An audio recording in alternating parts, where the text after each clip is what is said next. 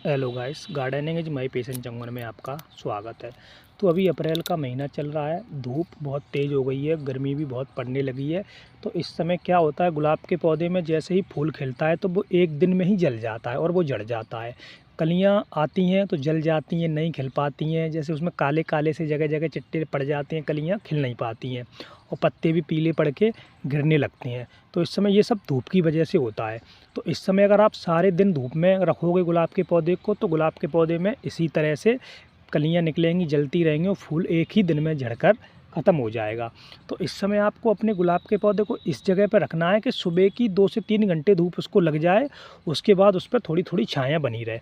तो आप चाहो तो नेट के नीचे रख सकते हो उसको, डायरेक्ट जिस पर धूप गुलाब के पौधे पे नहीं पड़ेगी तो आप नेट के नीचे रख सकते हो। जिससे क्या है, गुलाब पे डायरेक्ट धूप नहीं पड़ेगी तो फूल उसका लंबे समय तक चलेगा और कलियां भी जैसे निकलेंगी तो वो जलेंगी नहीं, वो आराम से फूल उसका खिल जाएगा। ये काम आप कर सकते हो अपने गुलाब के पौधे में। अभी अप्रैल से ही ये काम शुरू कर दो। और दूसरी बात है कि आपके गुलाब के पौधे में जैसे कली खिल जाए, फूल खिल जाता है तो उसको वहाँ से काट देना चाहिए। जब भी वो काटोगे जब तो उसमें नई ग्रोथ होगी, नई कलियाँ निकलेंगी, नहीं तो वो नहीं, ऐसा नहीं हो पाता है। और गुलाब के पौधे को एकदम से सूखा नहीं रखना है और बहुत ज़्यादा भी पानी इस समय नहीं डालना है।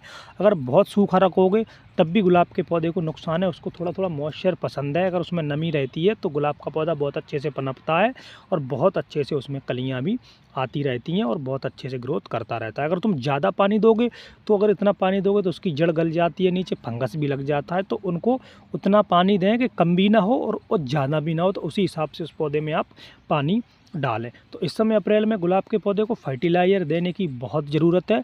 तो आप अपने गुलाब के पौधे में पहले तो अच्छे से गुड़ाई करें, चारों तरफ से उसमें से खरपतवार हटाएं। उसकी जड़ों में बिल्कुल भी खरपतवार नहीं रहना चाहिए। खरपतवार हटा करके फिर उसमें आप वर्मी कंपोस्ट फर्टिलाइज़र डाल सकते हो, बहुत अच्छी रहती है, जिससे कि पौधे को एनर्जी बनी रहती है और पौधे की ग्रोथ में मदद करता है और फूल खिलने में भी वो काफ़ी वर्मी कंपोस्ट मदद करता है। तो ये आप डाल दीजिए। जैसे ही वर्मी कंपोस्ट आप डाल दोगे तो फिर कुछ दिन बाद उसमें कलियाँ निकलने लगेंगी नई नई, तो फिर आप लिक्विड फर्टिलाइज़र डाल सकते हो। लिक्विड फर्टिलाइज़र भी आप घर पे ही बना सकते हो। जैसे प्याज के छिलके और केले के छिलकों को किसी में भिगोने के लिए डाल दो, उसको 2 से 3 दिन के लिए डले रहने दो। फिर उसका जो पानी, उसको अच्छे से छान लो। उसको छानने के बाद वो पानी आप 7 दिन में एक बार आराम से अपने गुलाब के पौधे में डाल सकते हो। बहुत अच्छा घरेलू फर्टिलाइज़र है, बिल्कुल भी पौधे में नुकसान नहीं पहुंचाता है, बहुत अच्छे से काम करता है। जिससे क्या है कि पौधे में कलियां खिलने में एकदम से मदद होती है और आपके पौधे को बहुत ही अच्छा ये फर्टिलाइज़र, लिक्विड फर्टिलाइज़र हरा भरा रखता है।